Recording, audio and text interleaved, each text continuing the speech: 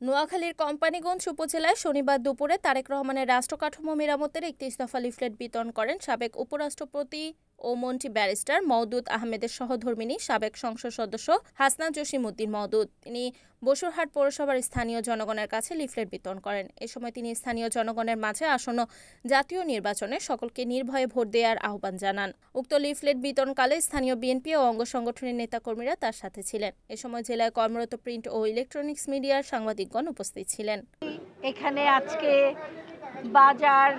বাজার সমিতির বসুরহাট ব্যবসায়ী সমবায় সমিতির ইলেকশন হচ্ছে, তো আমি খুব খুশি আপনাদের স্বতঃস্ফূর্ততা দেখে, এবং আমি আপনাদের আহ্বান করব যে আপনারা তারেক জিয়া সাহেবের, আমাদের অ্যাক্টিং চেয়ারম্যানের যে ৩১ দফা, সেটা নিয়ে আপনারা ম্যান্ডেট করবেন, আলোচনা করবেন।